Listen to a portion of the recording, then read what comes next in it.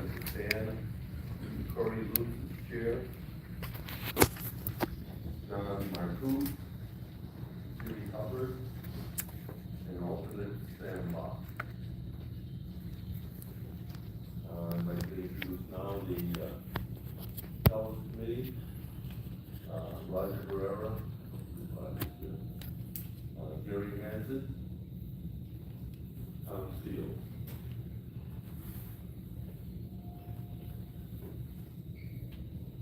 Section 4 of the Constitution of the National Alternate Meeting provides that at all meetings, 1/10 of the voting members, as reflected by the membership records of the corporation on the record date, shall constitute a quorum. On May 1, the membership of the National Alternate Meeting was 912 voting members. 1/10 of 912 would be 91. Therefore, officers and directors can be elected and business transacted with 91 members present, or in person, or by ballot or proxy. I'd like to call on report the quorum from the chairman of the Tellers Committee. Mr. President, 101 eligible members have voted by ballot or proxy. Therefore, we have I declare quorum is present and business can be conducted.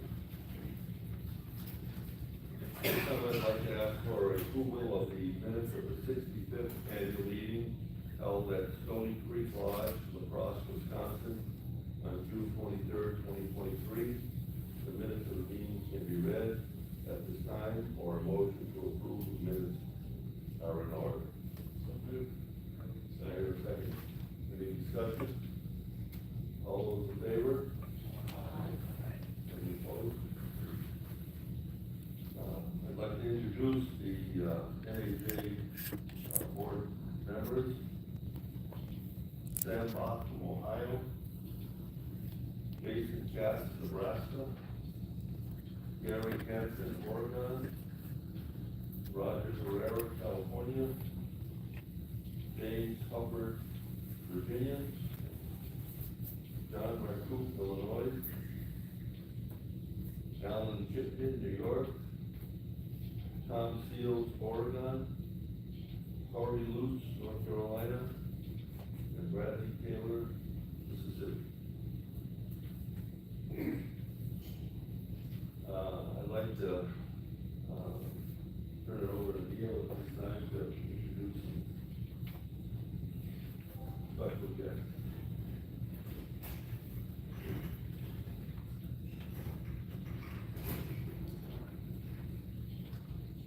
Good morning. I'd like to ask all former directors of NAJ who are present this morning to stand.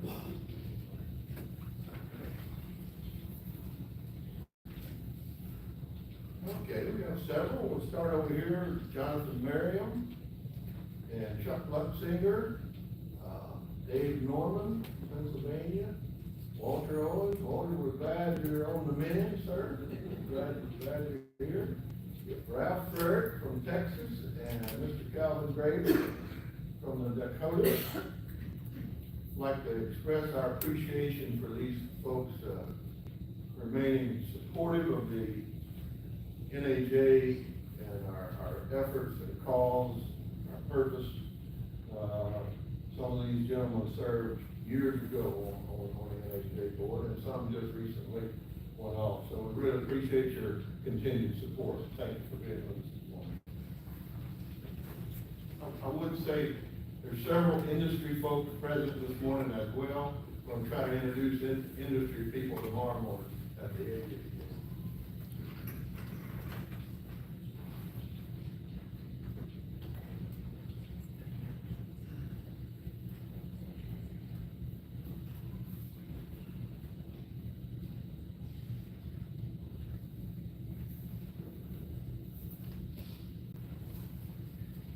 Over the years, there's been several things that have impacted the price that we're paid for our products. And, under that same time period, our jerseys have responded, or we have bred them to respond to, market conditions and making the best of the situation. So today I'm gonna focus on butter.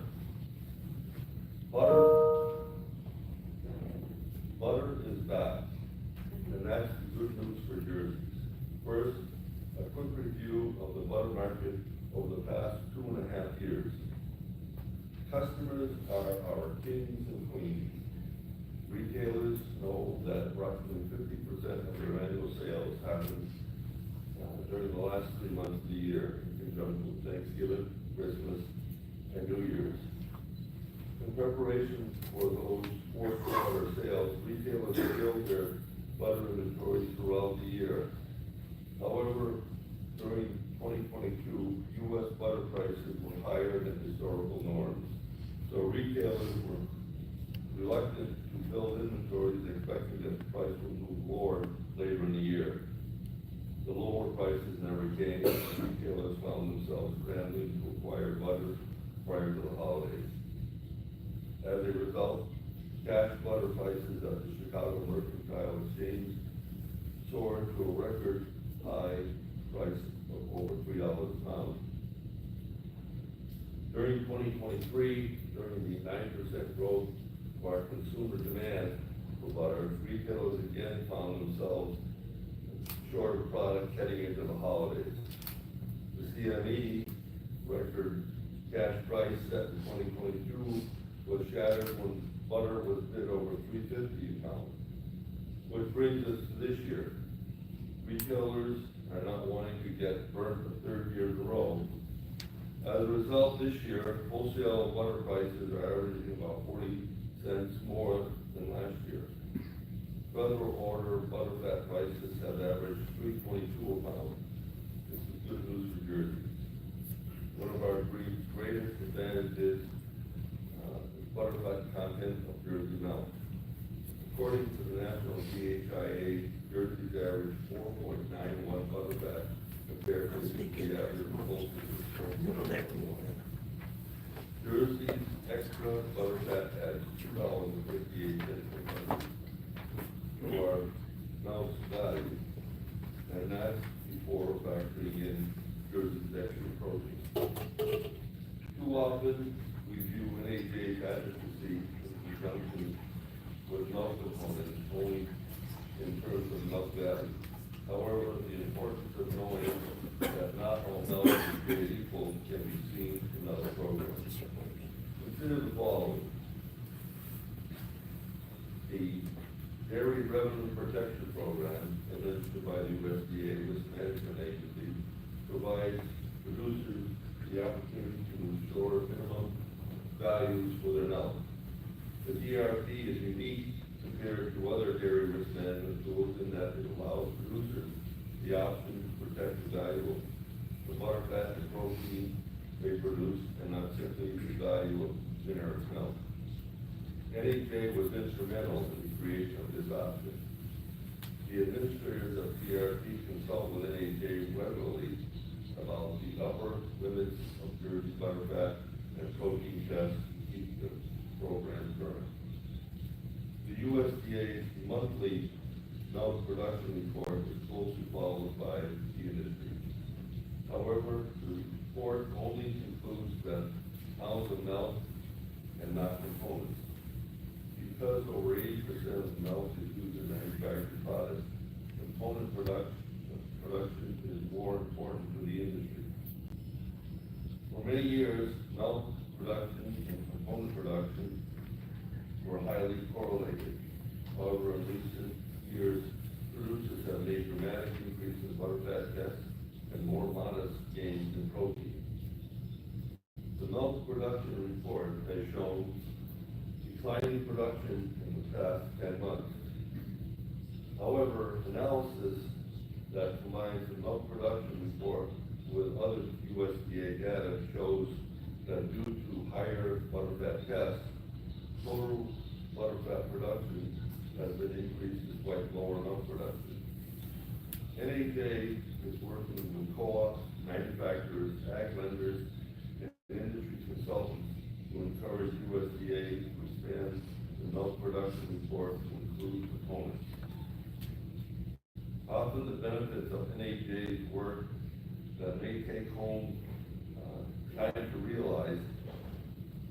A case in point is the current prevalence of dairy semen use.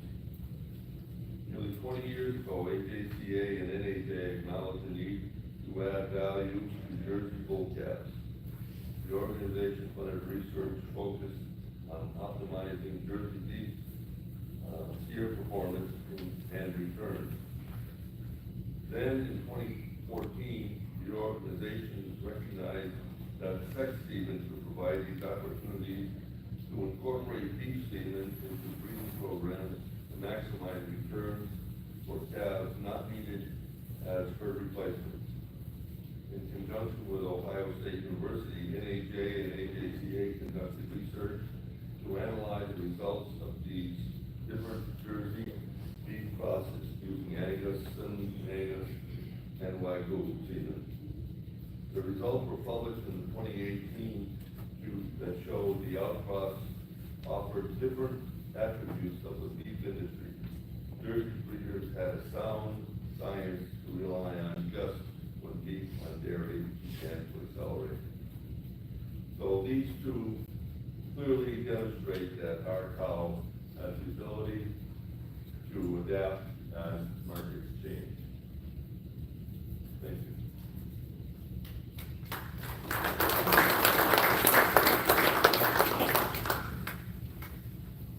I now call on Vicky to give the report.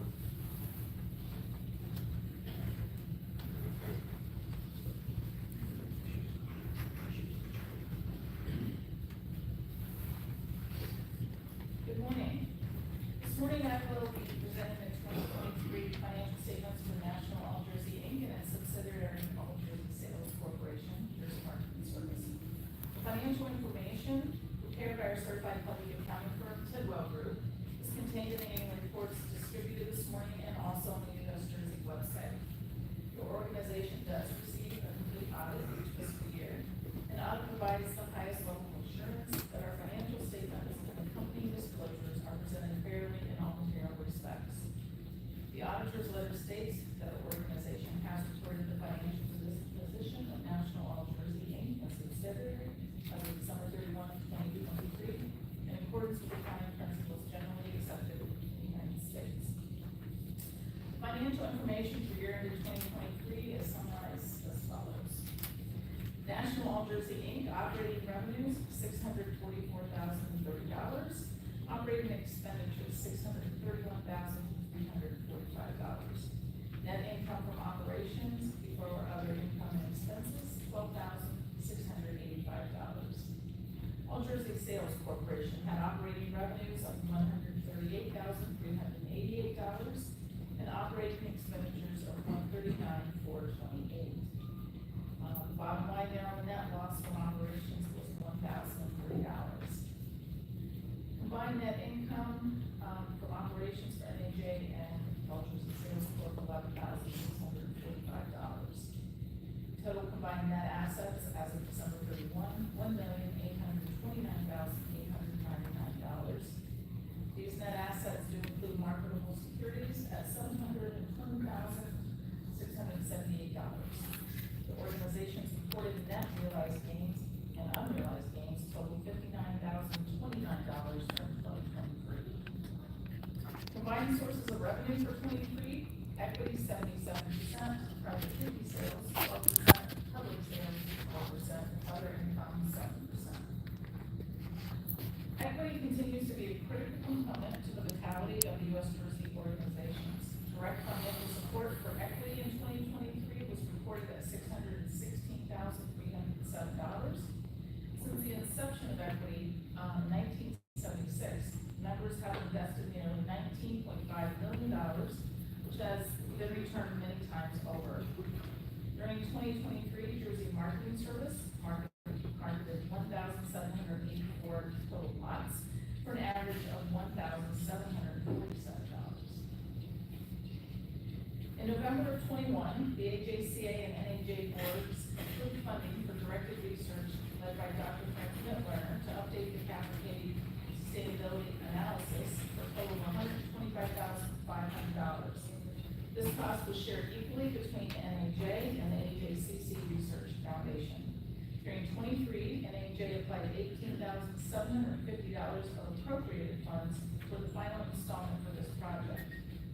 In addition, NAJ board designated $46,798 from appropriated funds in '23 towards legal fees that were related to federal milk market order hearings.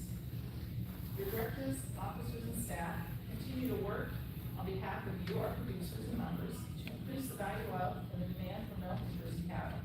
We are confident that Jersey cattle will remain at the forefront of productivity, efficiency, and sustainability among all breeds.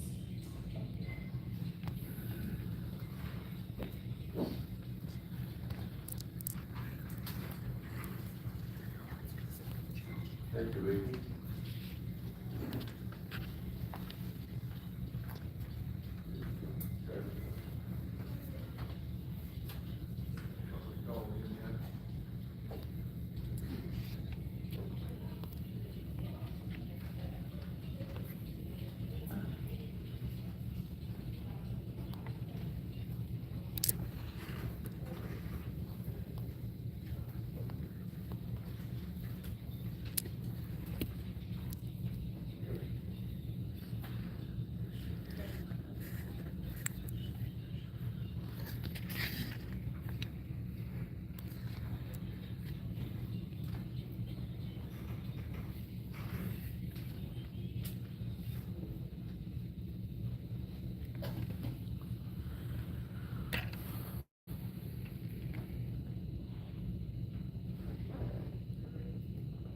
So, our speaker is going to be calling in, and we'll, maybe we need a little filler time here while we make that connection.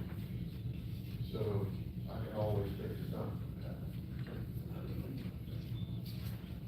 You know, our president talked about, so he is on there.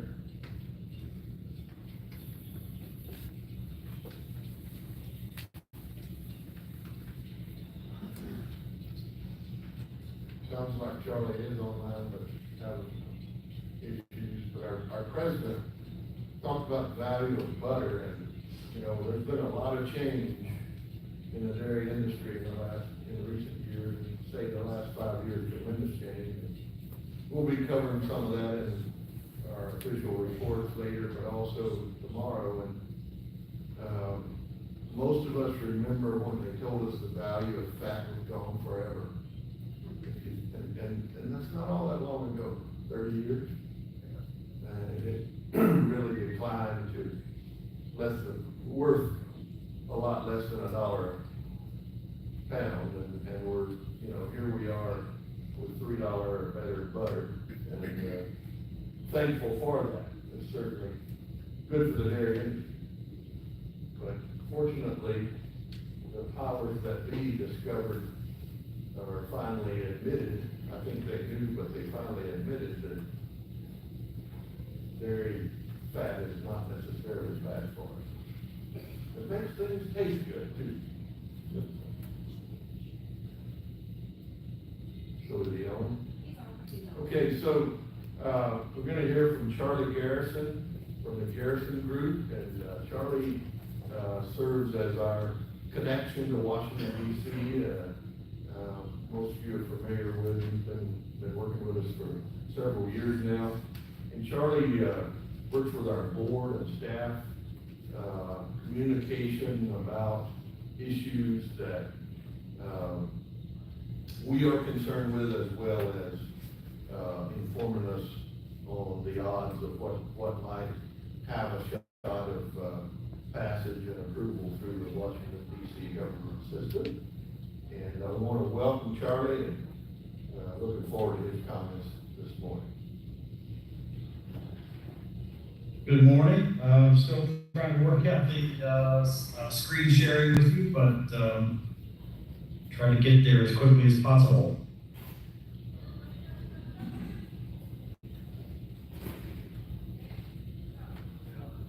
Can you see the top of the slide on your end?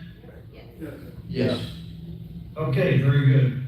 Glad to be with you on the first official day of summer, although I can tell you it's felt like summer in Washington DC for a while now. But I guess we got a few more days of it coming too. Right.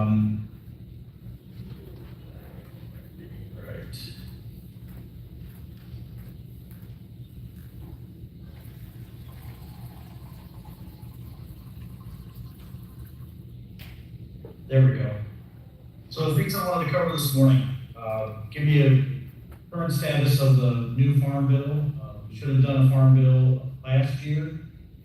Done a 1-year extension through September 30th, trying to get one done this year.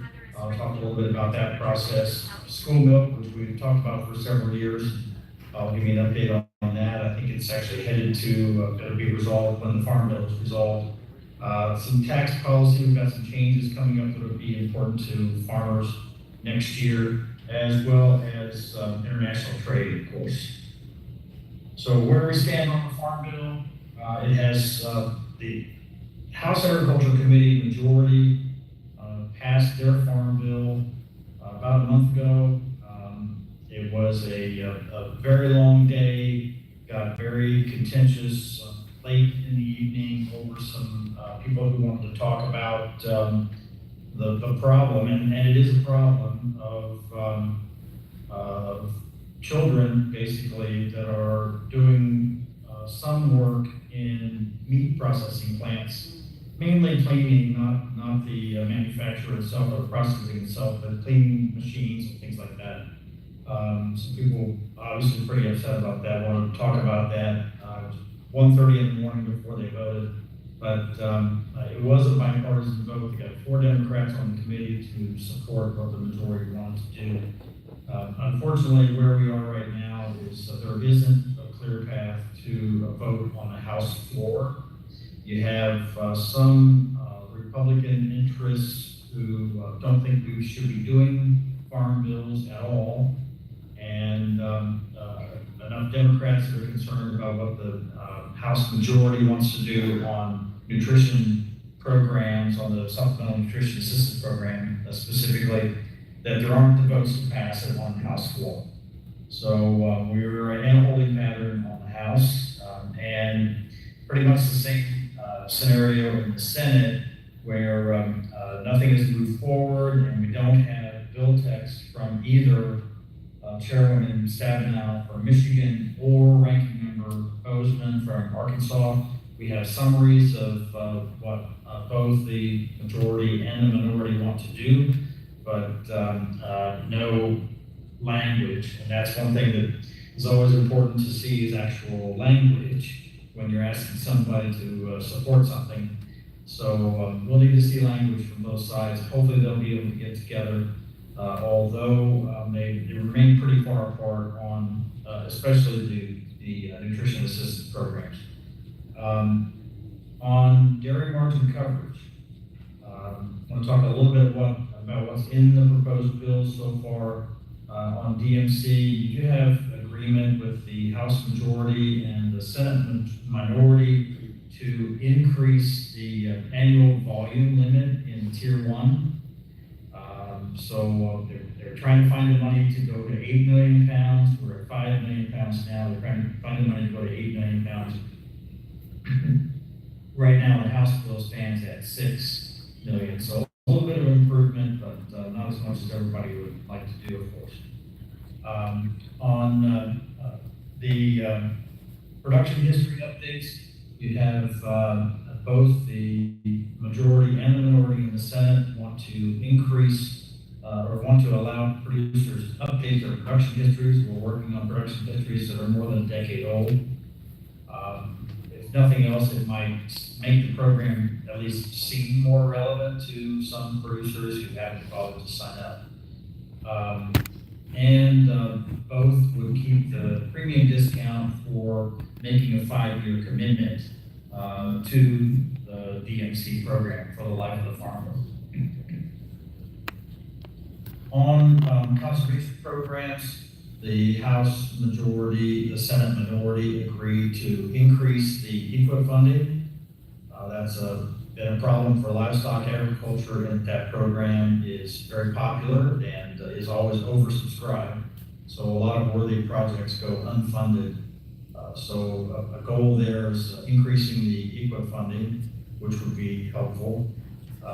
And also the House majority and the Senate minority, the Republicans at least, want to devote the remaining ag climate funding in the Inflation Reduction Act funds to EQIP and to CSP. That is vehemently opposed by the White House. So you have Senate Democrats who have the majority there maintaining that position as well.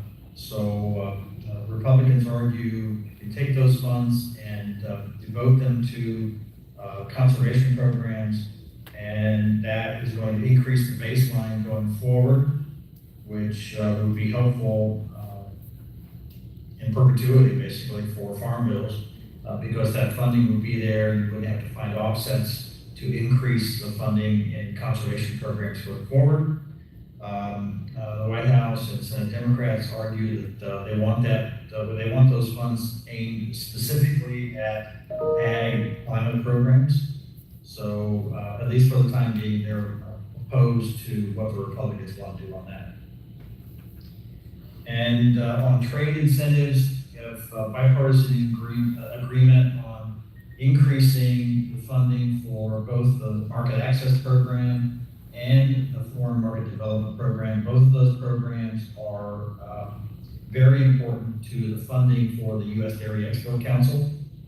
And exports are obviously very important for Jersey breeders with the amount of dairy products that we are able to send into foreign markets, basically absorbing the growth in milk production over the past couple of decades.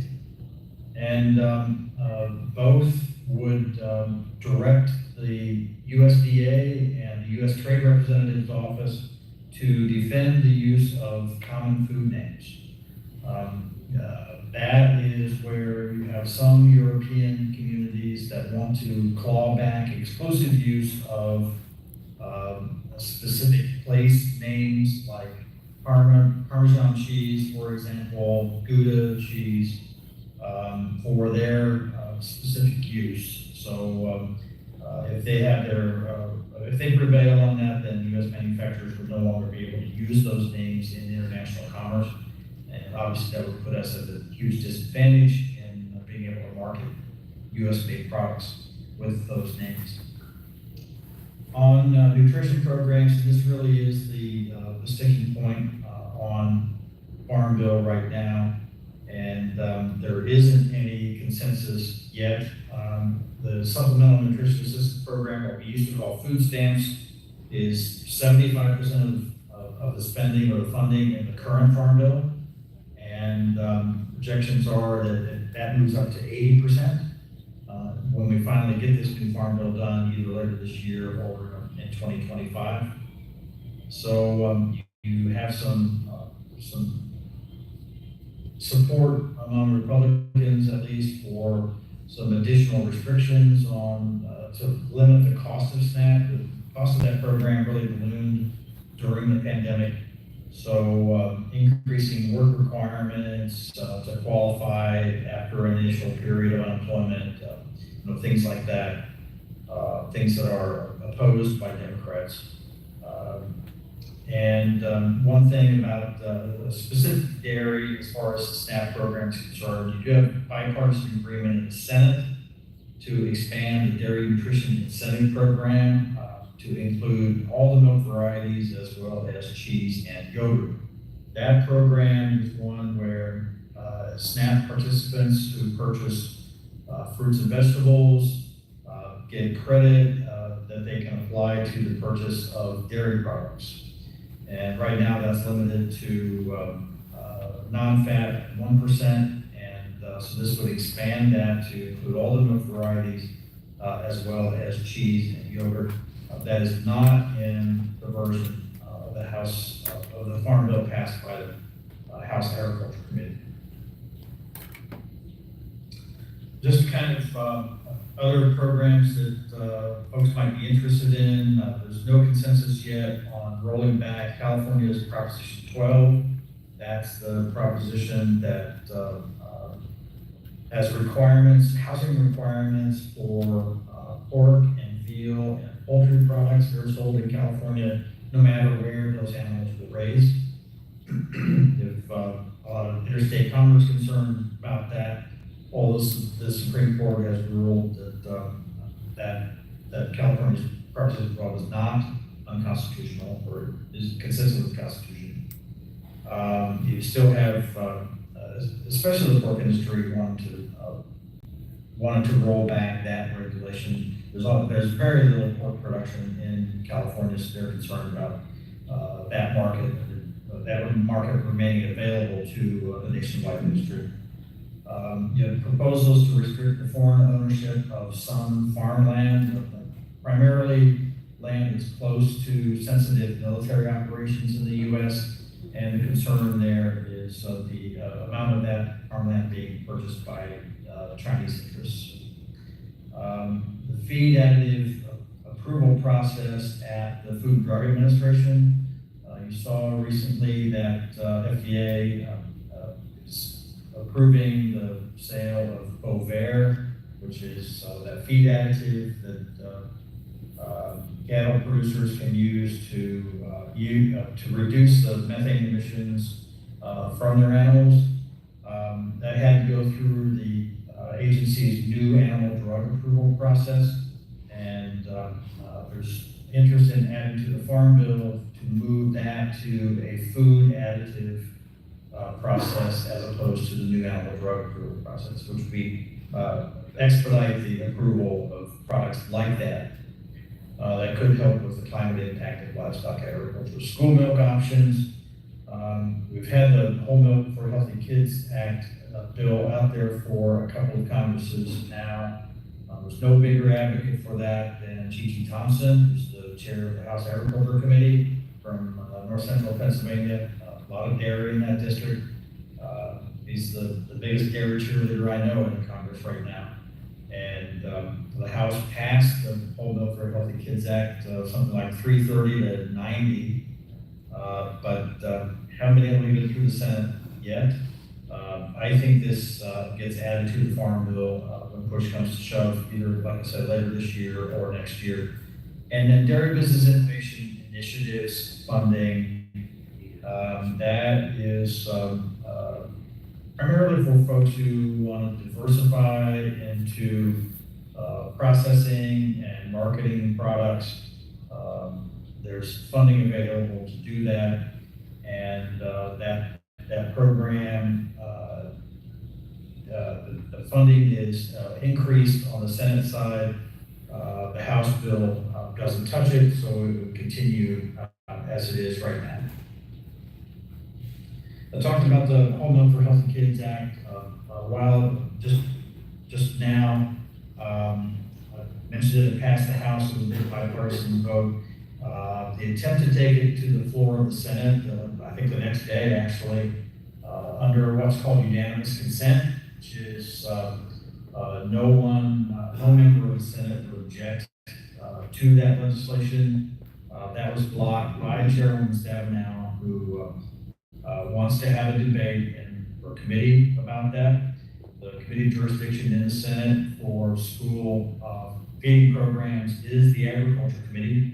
That's not the case in the House, but it is in the Senate, so she's got jurisdiction. And there's also concern that with the dietary guidelines for Americans currently calling for increased consumption of low-fat and non-fat dairy, that adding 2% whole milk and flavored milks, all the flavored milks to school lunch, makes those regulations not consistent with the current dietary guidelines. So dietary guidelines for Americans get revised in 2025. We don't want to wait that long, so we'd like to have all the milk varieties available in school lunch, and that's what that would do. Like I said, I think this is resolved with Farm Bill. Just a quick mention on tax policy. The Tax Cuts and Jobs Act passed in 2017, expires in 2025. That was done specifically so that the budget impact would not get a score. They wouldn't have to offset the spending or the projected loss in revenue. So they made the cuts in the 2017 tax law expire in 2025. Things that are of concern for farmers, and these are things we'll watch and try to preserve the bonus depreciation, the treatment of pass-through business income, which most farms in the country are operated as pass-through businesses for income tax purposes, and business tax rates. Also important for farm families, the estate tax exemption amount, as well as capital gains tax rates. On international trade, I want to point out that there's a new Congressional Agricultural Trade Caucus in the House of Representatives. Here are 4 leads: Adrian Smith from Nebraska, Jim Costa from California, Dusty Johnson from South Dakota, and Jimmy Panetta, also from California. The Trade Caucus has as its goals to boost international competitiveness for U.S. agriculture, increase market access, address non-tariff barriers to trade, those rather specious food safety concerns that other countries throw up to try to keep U.S. dairy products out. Improve supply chains. The pandemic certainly exposed some weaknesses in international supply chains, as well as reestablishing U.S. global leadership on ag trade. And we encourage everybody to contact your member of the House of Representatives and ask them to join. They can contact any one of those 4 members that I have here, listed here, to join. And we and staff are glad to help you do that if you want to reach out to your member of the House and ask them to join.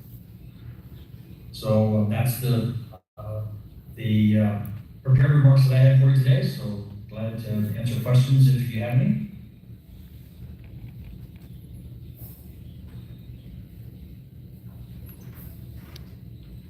Anybody have any questions they want to throw at Charlie at this time? Yeah, I got one. Got a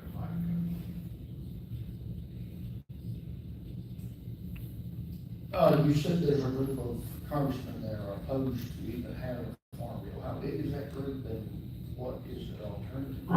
What's their thoughts there? It's not a big group. I put it at maybe a couple of dozen, and it's folks who their claim to being in Congress is they are budget hawks, and they think that spending in support of any industry is unwarranted. So it's not specific to agriculture, but they are folks who really try to keep an eye on federal spending. And there are some think tanks who support that and are very aggressive actually in lobbying members of Congress to oppose things like support programs for economics, safety net programs for agriculture. So that's where that's coming from.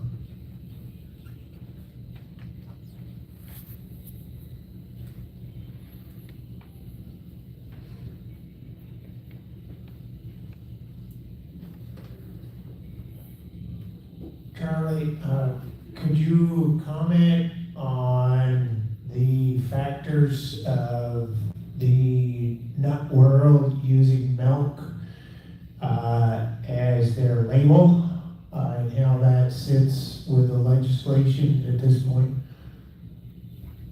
Yeah, I'm glad to do that. That is, you're referring to what's called the Dairy Pride Act, which would require the FDA to enforce their standards of identity for those standardized dairy terms. Standards have been on the books for 60 years, and the FDA always tells us they've got better things to do than to tell the almond growers that they can't call their beverages almond milk, even though that doesn't meet the standard of identity for milk. So we basically are down to trying to push this legislation and pushing the legislation hopefully gets FDA to actually enforce what's been on the books. We're not asking for new regulations, we're just asking for enforcement of what's been on the books. And I think you've seen some manufacturers move to using terms like beverage or drink rather than milk on their labeling. But we've got a ways to go, so we'll still work on this.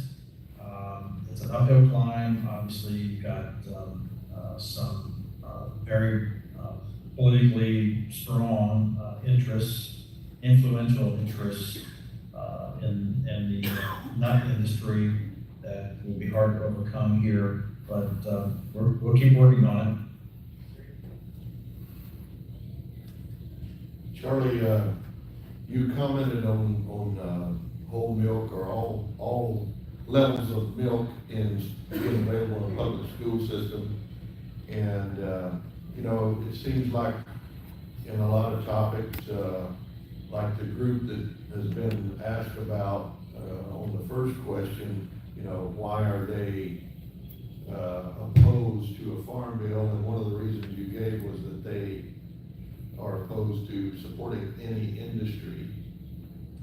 So the whole milk or better milk, let's say, in our schools is not, you know, I think every dairy farmer I know we're not supporting that, number one, to help our industry. We believe that the kids need the milk.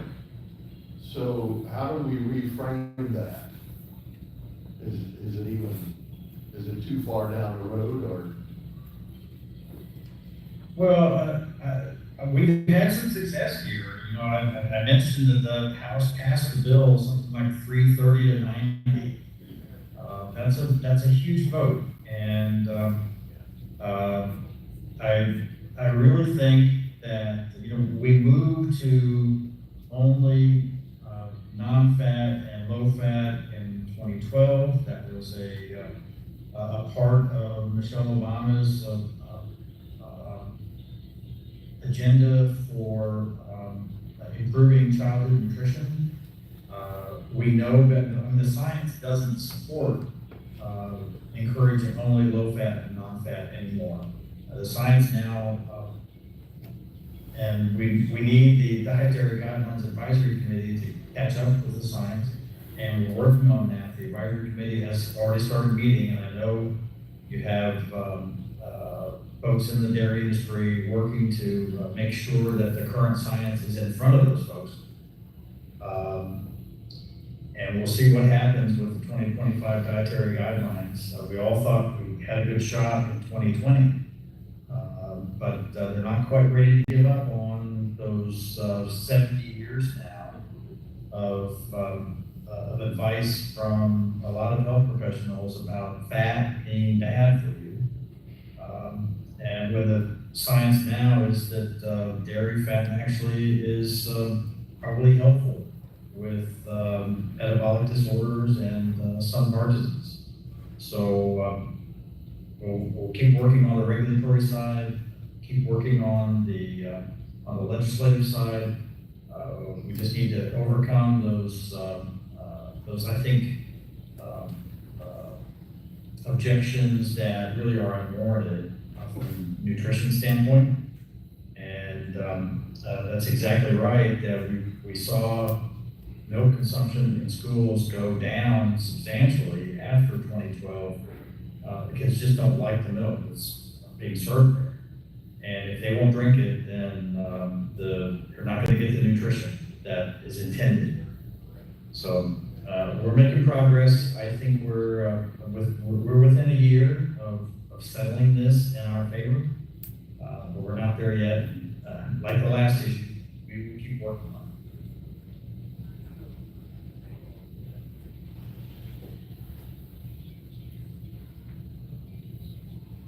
Just a quick comment to support what Neil and Charlie just talked about. Our local Franklin County Dairy Promotion Group is working actually as we speak with a trial with kids with comparing the whole milk to the skim. And it's really amazing to see their faces when they take some skim milk, low fat, and then drink the whole milk following that up. And it's always a positive for the whole milk. So, and especially in the chocolate. That's what's really amazing, when you put the chocolate with it and have the whole milk. It's a huge sale point, and we need to push that. It really does make a difference. I mentioned before about G.T. Thompson being a huge cheerleader for dairy. We've got producers in his district, and we've reached out to him and his staff over the years on this, and he's been very helpful. And that outreach, I think, has been very helpful too, and I know he appreciates it. So we're going to get this one. I think we're within a year, but it's been a long haul for sure. And those of us in the dairy industry that know better, it's been really frustrating. So we are a processor in our dairy farm, and I've always been curious when it comes to this legislation of low fat in schools. Whole milk is not as profitable for processors as skim milk, 2%, 1%. And it's always been, I mean, we're a big proponent of whole milk for our kids and such, but could the processors be supportive of the low fat in schools, because the money's in the cream, you know, on a business standpoint? I've always kind of been curious who does back those dietary guidelines when it comes to the processing side, because as a processor, I would rather sell skim and cream than moving whole milk, but the dairy side of me knows that the whole milk is best for our kids and people in general. So I'm not sure if you have the answer, but it's always been in the back of my mind. I understand the question, and I've always thought it seems to be like we've got near unanimous support among producers and processors that adding back 2% of the whole milk to the school lunch program would be a positive, both from the nutrition standpoint as well as the consumption standpoint. It just tastes better and kids like it, and there's too much milk coming back from the lunch trays now, and there's been testimony to that in the dietary guidelines advisory committee meetings. School lunch officials not associated with the dairy industry testified to them that way too much milk comes back on the trays. But still, just overcoming, it's been 70 years. I mean, I remember my father telling me that around 1960 or so that he was so frustrated with the messaging coming out about dairy fat. And I think one of his neighbors even asked him, you know, what are you going to do when there's no market for milk anymore? The messaging was just that strong, and it's been hard to overcome. But like I said, we're close on this one. The objections in the Senate right now are procedural, and I'm confident we're going to overcome them, and I think we'll win at the 2020 with the 2025 dietary guidelines too. But I think the dairy industry is pretty much unanimously in support of making this change. Great. Okay, thank you, Charlie. Good to be with you. Thanks so much. and I hope the rest of your meeting goes really well. Thanks, Charlie. At this time, I'd like to call on General Manager Eric for his report.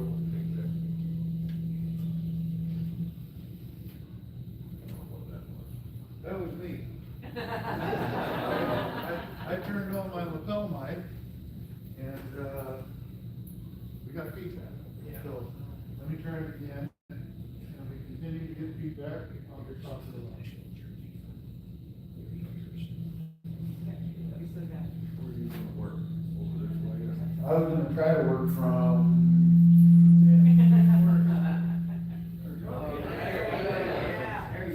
Turn that one off.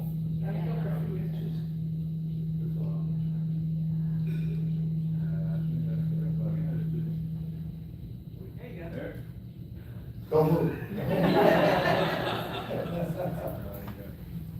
We're a pretty small group. Yeah, I think this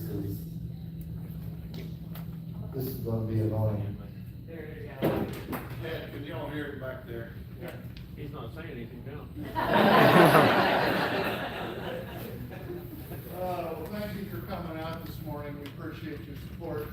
It's been really great to be here in Massachusetts, particularly last evening, getting to go to the Basketball Hall of Fame. As a kid, having grown up in Indiana, where our high school basketball tournament is known as Hoosier Hysteria. And there are actually high schools in Indiana whose gymnasium seats 7,000 and 8,000 people. It's that big of a deal. And reflecting on, going to the Basketball Hall of Fame, I was reflecting back on my career at Jersey. I think it was about my third year on staff, and the New York folks hosted the convention in Albany. And one of the day trips was to the Baseball Hall of Fame. And that was just amazing. And then in 2018, when we were in Canton, we got to go to the Pro Football Hall of Fame. A couple of years later, we were in Iowa, we got to go to Field of Dreams. So it's just been, top all that off with the Basketball Hall of Fame is really good. I admit I didn't have to look this up, but I looked up, where's the Hockey Hall of Fame? It's Toronto, Canada. Probably not gonna incorporate that into an AJCA convention. Maybe we can get Jersey, Canada to go with it. So, I'm gonna cover about 3 topics this morning. Number 1 is, the federal order hearing that was held over 6 months last year and beginning this year. Everything's been quiet for the last 90 days because USDA has been processing like 12,000 pages of testimony, 5,000 pages of exhibits, and then all the post-hearing briefs that were submitted.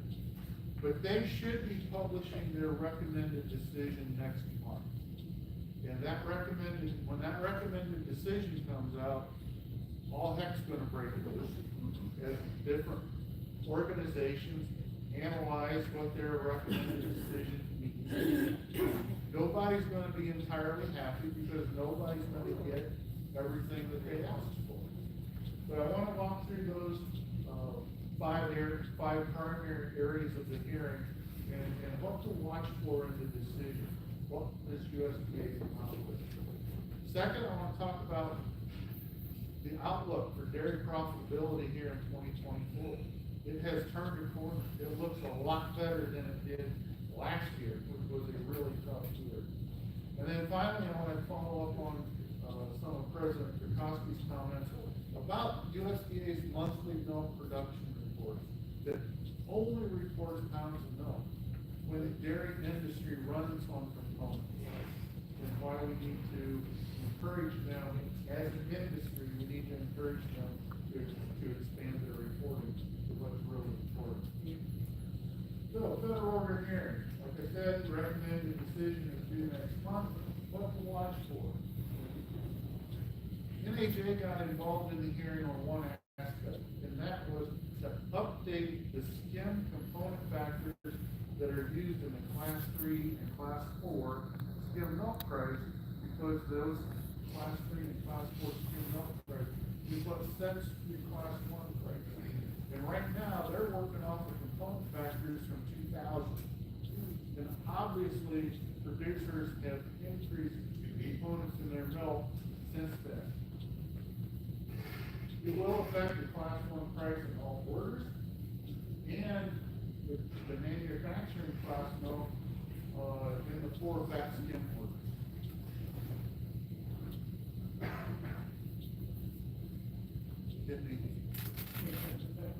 Go ahead.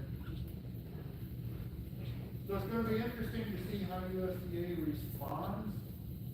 Number one, will they increase the skim component factor? I think we laid out, between us and National Milk, we laid out a compelling case as to why we updated. But it's also gonna impact those class 2, 3, and 4 prices in the fat skim orders to the point that using a national average skim components for manufacturing milk in the southeast, processors are actually gonna be overpaying for milk. And how is USDA gonna respond to that? Our answer is implement component pricing in the southeast, in Arizona, because then the manufacturing, processors, in those words, would be paying for the components they actually receive. And we actually had processors bring on here and support the expansion of mobile on price. So we'll see how the USDA responds. And then finally, are they gonna update those factors annually? Which NAJ proposed, or National Milk said, let's just update the factors every 3 years using a 3-year average. And if we do that, okay, if we do that, those factors are always gonna be trailing what producers are actually producing, because the increase in components is going rapidly up.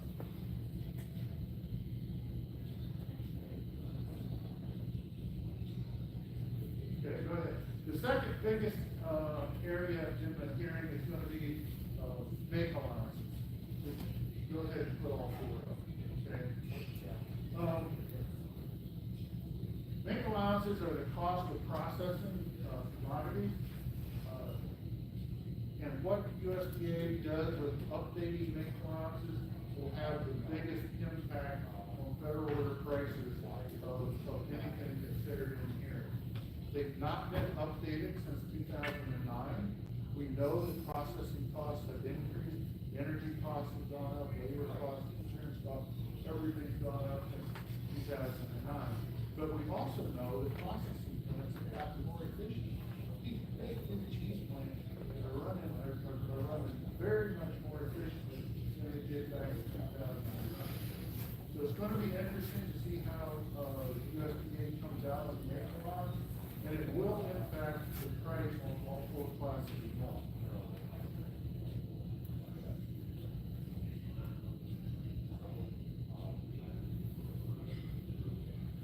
Go ahead. National Milk proposed a one-time adjustment until we can get a mandatory USDA processing cost survey. But National Milk, in their testimony, acknowledged that what they proposed for their adjustment was probably only, representing 50% of the true increase in manufacturing costs. IDFA also proposed an initial adjustment that's about 50% of the true increase, but then they also proposed 3 subsequent adjustments on an annual basis to get to the full, increase in processing costs. Both National Milk and IDFA support USDA having a mandatory audited processing plant cost survey, that in order to get that accomplished, it's gonna have to go through the farm bill. The class 1 price. National Milk wants to return to the higher of class 3 or class 4. It was the 2018 farm bill when we moved to an average of 3 and 4 plus 74 cents, which represented the average difference between the higher of 3 or 4.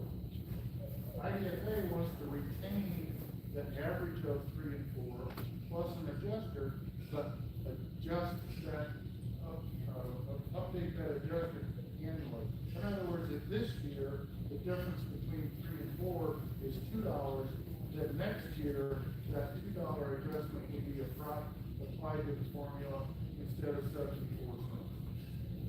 The reason the processors want the average of is it allows them to do risk management that they can't do with higher of, because is it gonna be class 2 or is it gonna be class 4? And that makes risk management virtually impossible. And then, there were two proposals, from Farm Bureau and from Edge Co-op, to eliminate the advanced pricing of class 1. And just price class 1 at the same time as price class 3 and 4. They made, the case that would, severely, limit e-fooling the zone. So it'll be, that's gonna be our class 1 price of our next, big decision for, USDA to make. There was also consideration of updating class 1 differential. The class 1 differentials represent the cost of serving the class 1 market. Every county and province in the U.S. has been assigned a class 1 differential. They haven't been updated since the year 2000, except for the 3 southeast orders. National Milk presented a detailed, comprehensive plan for how they wanted to see class 1 differentials updated. The class 1 processors, on the other hand, their position is, wait a minute, we don't need updates. Less than 20% of milk is going into food use. There's more than enough milk to serve the class 1 market. It's not hard to get, milk to the class 1 market.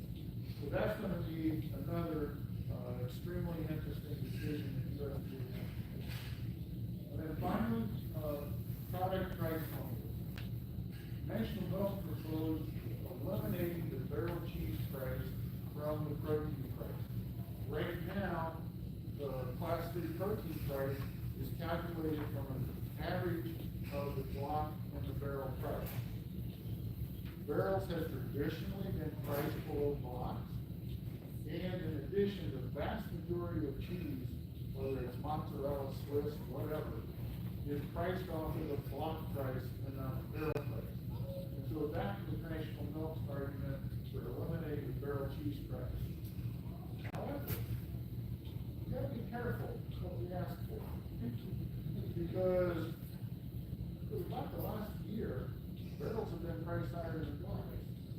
And if you look at all the new cheese processing capacity that's coming online, it's all making block or block style cheeses, not barrels. So if we get a big increase in the amount of block cheese being manufactured, that could serve as a depression on the block cheese price and keep barrels higher than blocks. So you should have eliminating the barrel cheese price could have the reverse effect of what we were thinking. So what are the next steps? Recommended decision comes out next month. Interested parties can file briefs about the recommended decision over the next 60 days, which puts us into September. Final decision is due 60 days after that, which puts us into November. Then USDA will conduct a producer referendum. It's producers that vote on the amendment, not processors. Co-ops can block votes for their membership.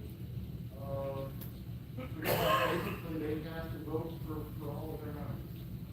It takes a 2/3 majority of the milk that votes in an order, or 2/3 of the producers that vote in a particular order to approve the amendments in order for them to take effect. If you don't get a 2/3 majority on the milk or the producers, that federal order is disbanded. There's no going back to just keeping it the way it is. If you don't approve the amendments with a 2/3 vote, your federal order dissolves. And that happened once in the early 2000s, 2002, 2003, the Great Basin Order, which was, Idaho and Utah.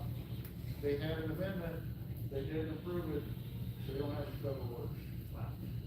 So, that's the rules, okay? All right, 2 quick comments on the dairy outlook. If you look at dairy margin coverage, which is, based off of the all milk price and then feed costs of corn, soybean meal, and premium alfalfa hay, they come over feed costs, the most you could insure would be at a 950 level. And so far this year, there was a decent indemnity payment at 950 in January milk, just a smidgen on February milk, and no payment at all for, March and April. And there are no projected payments for the rest of 2024. The ag prices report comes out a week from today for May. We're projecting an income over feed cost of about $11 a hundredweight. It moves up to $12.50 a hundredweight for 2 months after that, and then over $13.50 a hundredweight for the last 4 months of the year. So what happened? One, feed costs did go down, but milk prices have come up. Let's look at cheese exports. There is an international market for dairy commodities known as the global dairy trade. And they have what they call events. They're actually auctions on the first and third Tuesday of every month. And it basically sets the global price for 7 different commodities. Well, let's look at where we were earlier this year. In February, the GDP price for cheddar was $1.87, and the CME was at $1.52. Went to $1.94 on GDP, with the CME valued at $1.49. And then in April, the spread narrowed, but the GDP was still 20 cents higher than CME. So what happened? Cheese exports went way up. In March, we exported 110 million pounds of cheese, single month record for the U.S. Followed that up in April with another 100 million pounds of cheese exported, second highest month ever for U.S. dairy industry. Now, if we're making cheese for export and it's going out of the country, it's not available to go to the CME.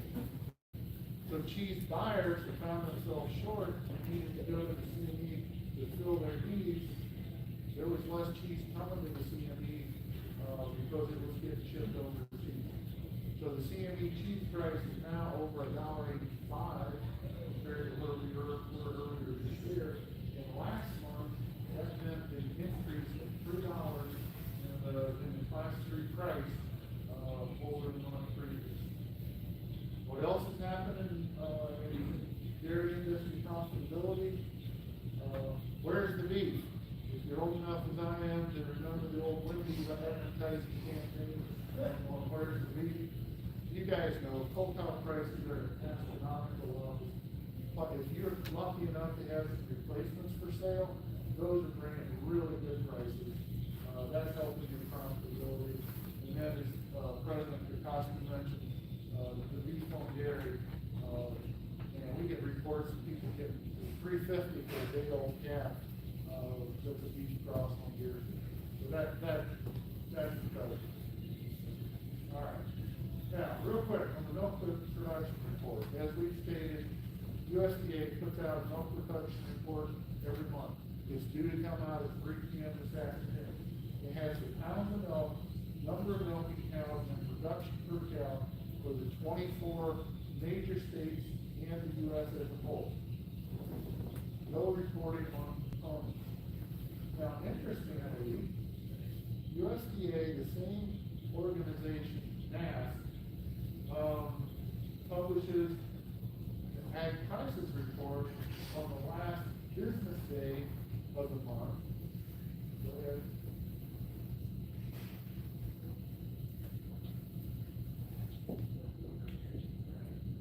Component production is increasing faster than milk production. So it used to be if you knew pounds of milk, you knew pounds of protein and fat, because it wasn't changing. But it's changing quick now. So the milk production report is no longer indicative of component production. And 80% of our milk goes into manufactured product. Right? The organization, NAJ, publishes an ag prices report on the last business day of the month.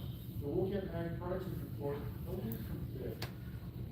Two of the things included in that big ag prices report are the whole milk price. And then they also report a butter fat test for each of the 24 major states and the U.S. as a whole. So they do have the butter fat data, they just have it and report it at a different time. Milk production has declined each of the last 10 months, but butter fat production has increased. A lot of numbers on this chart, I know. We're looking back over the last 10 months. We'll start, I won't go through all the numbers, but I'm going to start there in last July was the first month where we had the reported decline of milk production of 0.9%. But butter fat production test went up 700 basis points. If you apply that butter fat test to the milk production, butter fat production actually went up 0.2%. The milk production was down 0.9%. I'm going to fast forward to April. The last month that we had data for, milk production was down 0.4%. But look at that butter fat production. On a U.S. basis, it was up 0.13%, which meant butter fat production as a whole was up 2.8%, even though we're reporting milk production now at 0.4%. Now, the federal orders published component test, but that only represents 65 to 70% of milk. NAS does survey butter, fat, in conjunction with all milk prices, but NAS does not survey protein. The industry is in agreement. I've been in conversation with co-ops, with processors, with people involved in risk management, with financial institutions, that we need to get USDA reporting on components and doing it in a more timely basis. So we're trying to head up the effort to coordinate that with industry and communicating with USDA. And yes, we have had initial conversations with USDA. I think they recognize the issue, but they want to hear more than just national alternatives. And so that's what we're working on. And I hope we just as Charlie says, next year in Lexington, we want to report on school milk progress. Maybe haven't been done. I'd like to be able to report on this next year as well. So, thank you. Appreciate your support. We'll take any questions that you have, and I'll be around the convention if you want to have some conversations there as well.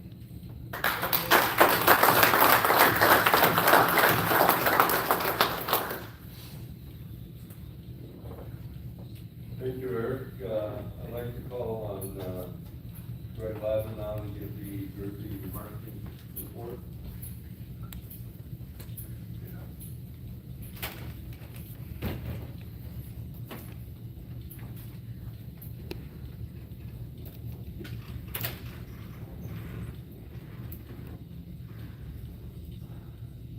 Thank you, Mr. President. Real quickly, a couple of introductions or a couple of things. Some of you, probably most of you got to meet her last night, but I just want to introduce our Fred Scott JMS intern again for this year. Miss Margaret Brady sitting in the back. She is a recent graduate, University of Tennessee. She'll be starting at New Hampshire this fall, working on her master's in calf nutrition. So we look forward to, we've enjoyed working with her, look forward to a couple more weeks with her and having her to stay tonight. Also want to give a quick shout out to Scott Holcomb. Scott will be leaving us here in a couple days, and I just want to thank him for all his help and hard work that he's put into helping with JMS over the last couple of years. Last few years, I guess it is. Thank you to New England for hosting this year's meetings and providing us this great opportunity. So far in 2024, cattle prices have remained very strong, despite what started out as lower milk prices, but are moving higher as we speak. Feed prices continue to remain on the lower end, and it's continuing to enhance the profitability right now in the dairy industry. and as well as as Eric pointed out, the robust call cow market. We're getting reports of people getting $1,200-$1,300 for Jersey call cows, let alone the $1,800, $2,000 on Holstein call cows. Change is the name of the game for JMS as we move forward. Managing a full slate of sales as we used to do is not the norm anymore. Buying habits have changed. More large-scale buyers are buying large loads for the commercial market. The days of doing larger commercial type sales with many different consigners with smaller groups is not, it's a challenge these days. Buyers want consistency, they want quality. There's also more people involved in selling jerseys than we've had in the past. They've become quite the animal to sell these days.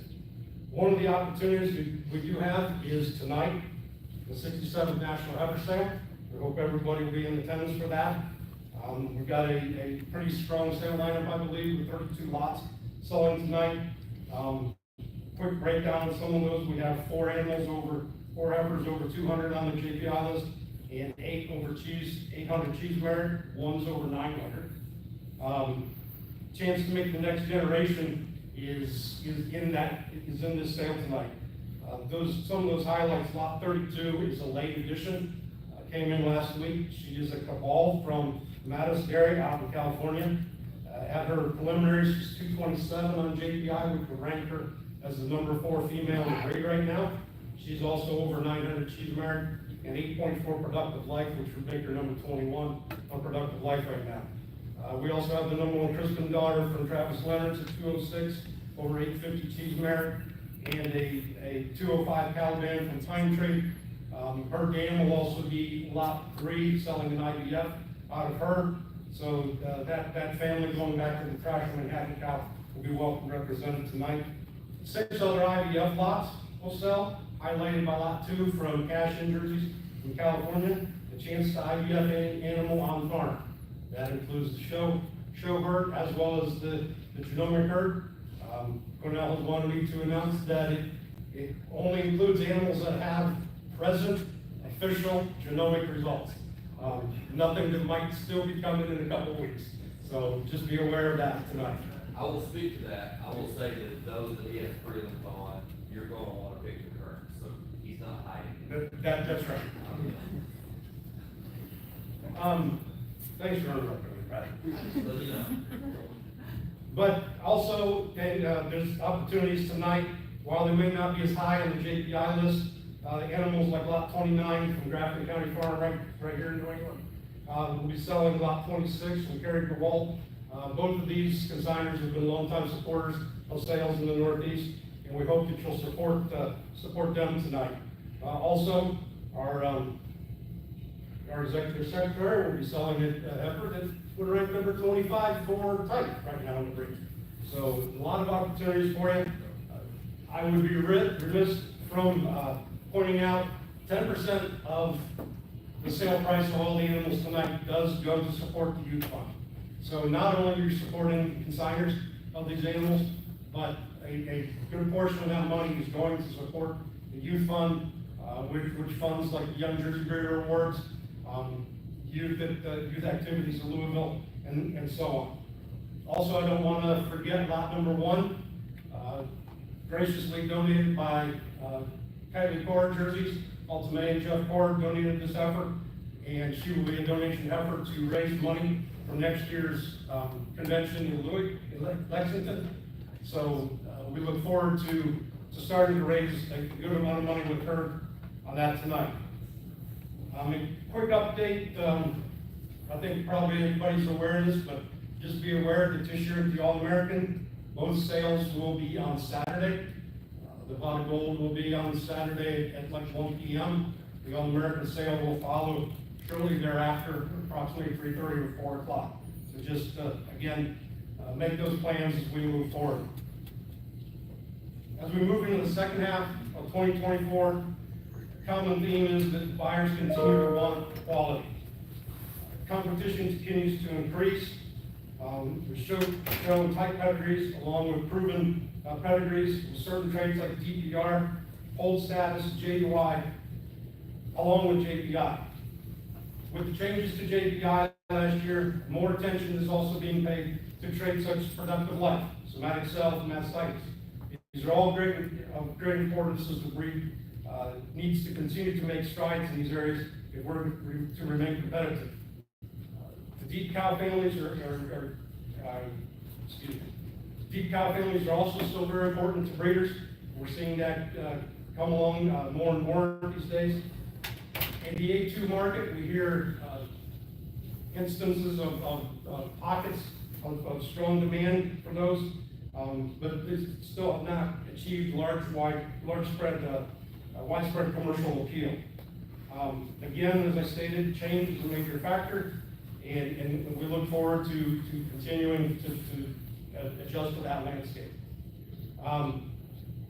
As Eric has pointed out in his report, beef on dairy, sex semen, it's changed the way animals are available today. People talk about shortages of heifers. I've always said I'm not sure if it's a shortage or just a lack of an excess of heifers. But either way, the value of heifers and fresh cows continues to increase and be substantial at this time. Again, we look forward to a great sale tonight. We look forward to seeing everybody there. And I thank you for your time and support. And let's have a great sale.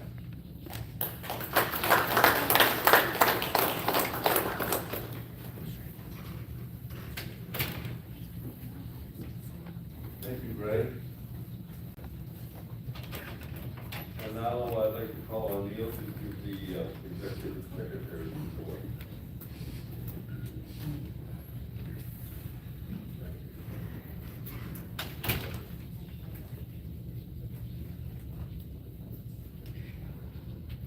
What do you mean I have about 10 minutes? Or less? Huh. Oh, we'll get her done in 6.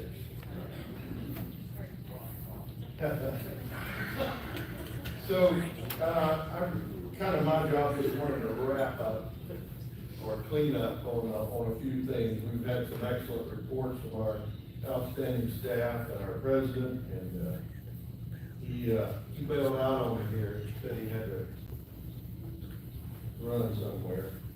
So,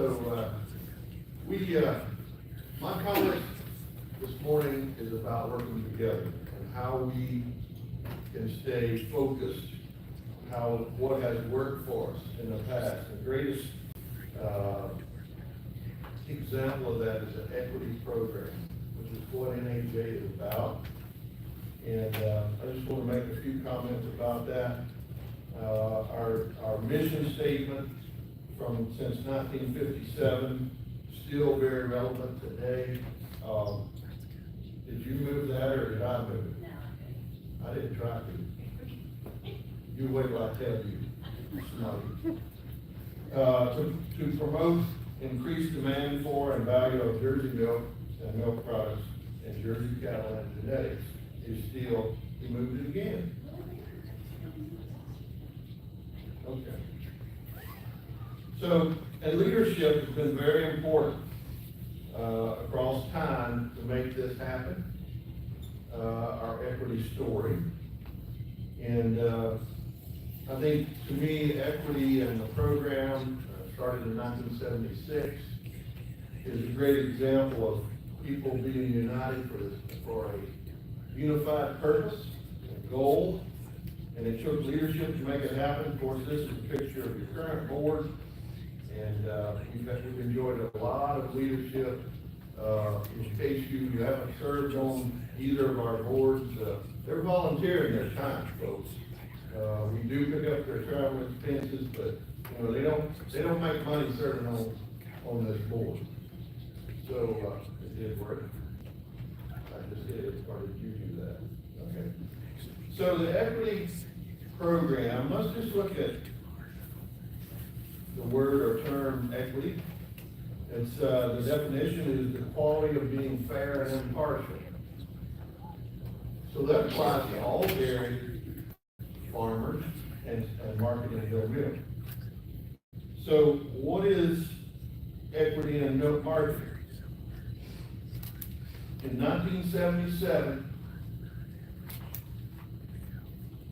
production average for Jersey herds on AJCA, it would have been AJCC at the time, performance programs was 11,215 pounds of milk, 4.8 fat.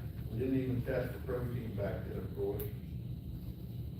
Today, we've increased components for fat, and that continues to improve now. We're over 1,000 pounds of fat, and we're approaching 800 pounds of protein. I think that the equity program was a catalyst to help us turn the Jersey breed around. And at the same time, the simultaneous focus was that a very strong effort to change the cow, the Jersey breed, into a higher performance, longer lived, longer lasting, profitable machine. And we've achieved that. But without the equity program, just one without the other, probably wouldn't have been near as successful. Now, from time to time, you probably run into someone who questions whether we need the equity program anymore. And of course, as you all know, it's part of the REAP. It would be represented as the E and the REAP acronym. And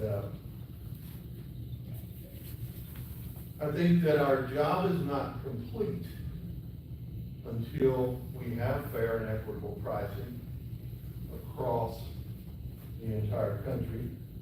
And we got a long way to go yet, based on federal orders that are still based on fat skim pricing. So, and right now, it sounds like I'm just focused on component pricing. But if you think about Eric's comments and Charlie's, think about all the issues that were touched on this morning that are very legitimate issues, and that we might face new challenges any minute, anytime. Our industry continues to face new challenges. So think about the equity program, and then I'd like to leave this thought with you. United, we can make things happen. Divided, they can conquer us. And that applies in our country. We pledge allegiance to our flag together before this meeting. And democracy is a great thing, but without dissent, you don't achieve true democracy. And so I kind of view our milk business across the country in a similar way. We have to speak up. We have to have our voice heard. And National Jersey gives our members that voice. We have achieved that across time. So we have some work to do. There's 4 federal orders there, and currently are still based on fat skim pricing. And a good case to be made in at least one of those, it doesn't make sense for end product or component pricing based on their platform utilization. But we have this thing happening since genomics.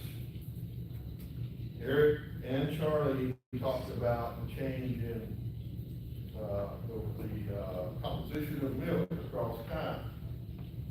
Components are increasing, volume is kind of plateauing or starting to taper off. Now, we might say that we focus totally on Jersey and Jersey issues, but I don't think that's true. I think a lot of what we've focused on has been good for the dairy industry and good for producers. So I want y'all to think about all your Holstein neighbors who are increasing their components. Don't fear that.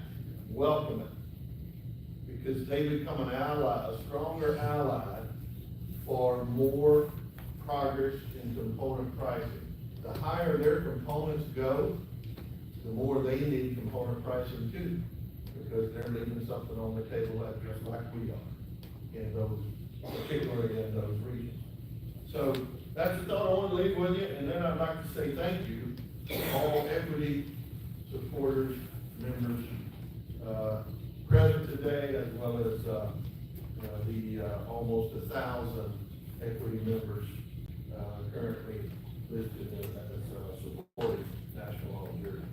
So we thank you for your support, and, don't give up, and don't let anybody convince you that we don't have issues that we need to deal with, because it's probably won't ever go away. So we'll always have new challenges. Thank you.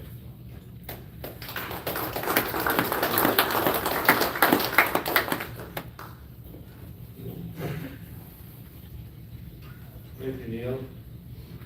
At this time, I'd like to get an approval of the officers' report. So, second. All those in favor? All those opposed? Thank you. I'd like to ask Gary Hanson, who's member of the Tellers Committee, the results of the director's election.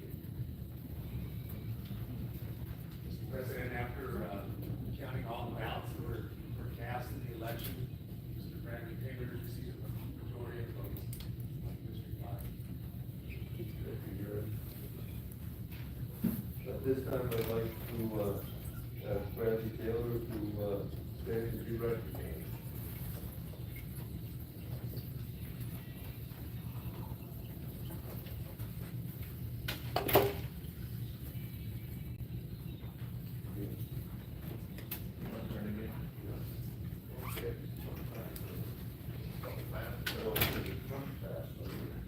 Hey, by the way, how'd I do, 6 minutes or not? Oh, okay. So this thing keeps hanging, is there like a mouse in there somewhere, or? Okay, so, this time I'd like to call on, Jason Cast and Corey Lutz come forward, and, we have a special presentation.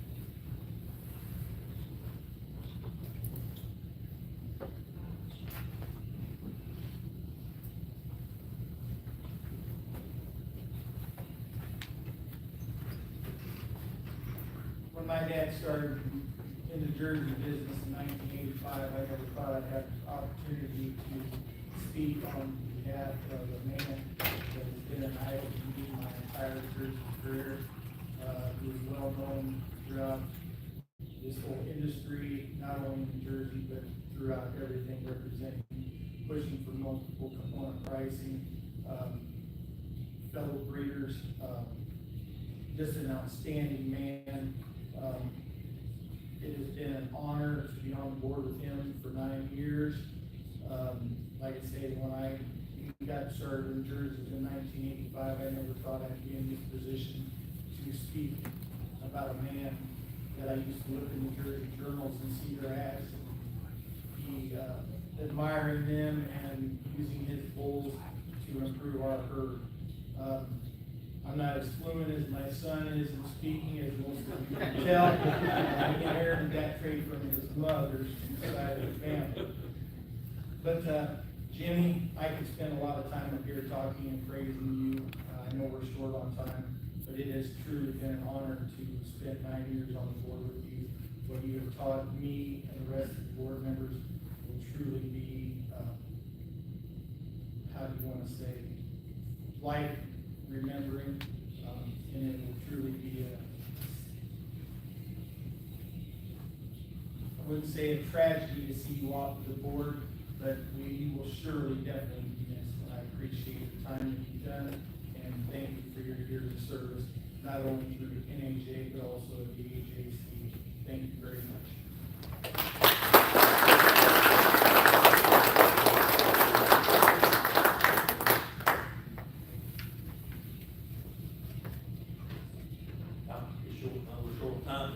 Got to thinking, I've probably known Jimmy since I was a kid. I don't remember the very first time I met him, but he was always at all the dispersal or the auctions, consignment auctions that were in our region, which were a lot back then. And but my first memories of Jimmy was, Jimmy and, Ted Luker coming to the farm, I don't know if they were looking for cow or a sale, or we was going through the herd. And I was just, asking Jimmy questions about bulls and about cows. Used a lot of Jimmy's bulls, actually. One of Jimmy's bulls that he bred, I actually had a cow that, I took to Louisville, did real well. And I told Jimmy earlier in the week that I've got that cow's picture on a mouse pad in my computer, it's been there ever since I've been in the dairy business. But also, you know, Jimmy's, very knowledgeable about nutrition. I've asked him a lot of stuff over the years about nutrition. He's helped a lot of guys get a lot of milk out of their cows over the years. And here lately, you know, since I've got into processing, I've asked Jimmy a lot of stuff about processing too. So, Jimmy's a wealth of knowledge that's gonna be missed. I'm happy he has spent so many years serving these boards. I hate that he's gone, he's a real loss, but, all the best to you, Jimmy, and I know Jimmy will stay active in our organization, even though he's not on the board.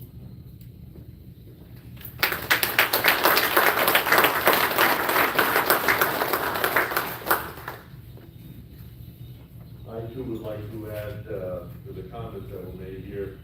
I've known Jimmy, probably all the time that I've been, on the board here and even before that, but, he's kind of the voice of reason at our board meetings when things, seem to be going upside down, and, he brings us all back, into more clearer thinking, and, like Corey,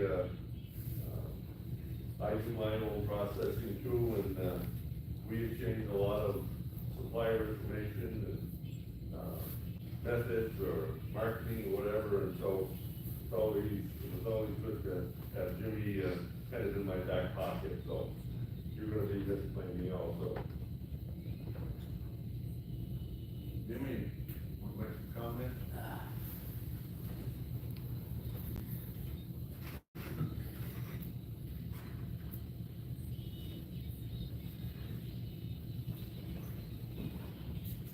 Well, thank you very much, gentlemen, for all the nice comments. It sounds like I've been around way too long. Everybody's known me forever. So, but honestly, it's been a pleasure and an honor to serve, both organizations over the years. I can't tell you how many it's been, so, that's probably a good thing. So really, working with the staff that we have, working with the boards that we've had over the years, is really an honor. We have a great staff and a great board, and working with you, Jersey people, you're the greatest, and I wouldn't have been on and involved all this time with working with everyone wasn't a pleasure. But I think Neil hit the nail on the head. We never stop having challenges. And every time we think we've accomplished something, there's something more we need to accomplish. And that goes with both organizations. So we have to keep working hard, keep equity going strong. We'll always have challenges on making Jersey milk more valuable because, as John knows, processing, and so does Wayne, Jersey milk's different. And when you process milk and sell it, and you hear what consumer reaction and remarks are, you know, it's a lot different. And we need to be valued for those differences. Same with the cow, we're gonna always have challenges and we need to keep moving forward. And I guess over my years, that's one thing I've always done is challenge the boards and staff, and that's why Terry Wolf used to tell me on that collar, she said, all right, what do you want today? But, you know, that's how we keep things moving, is to challenge ourselves. So, again, I appreciate all the support over the years, and I thank you very much.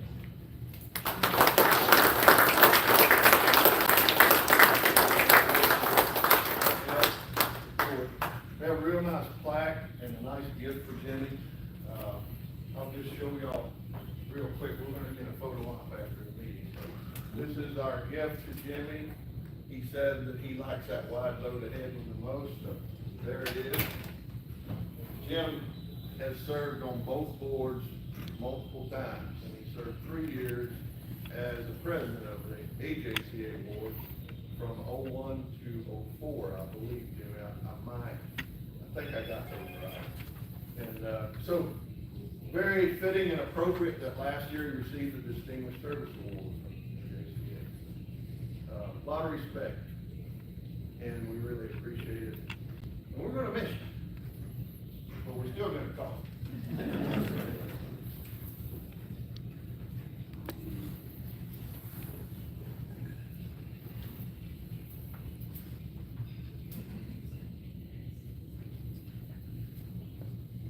At this time, I'd ask, is there any old business?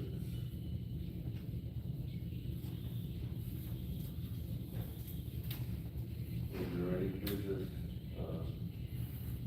on the floor?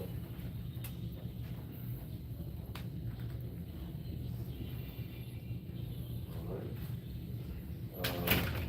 Is there somebody here making announcements from the public committee?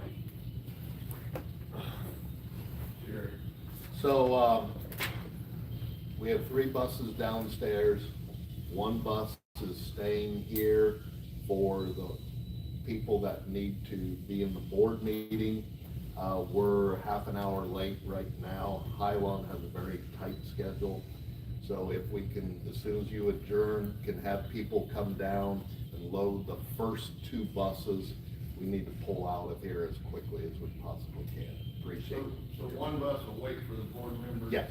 Because we have a reorganization meeting. Full in, Probably take 10, it's all set up, but that bus is staying behind. Okay. But we need to get the first 2 buses out of here. Great, So, appreciate it. thank you.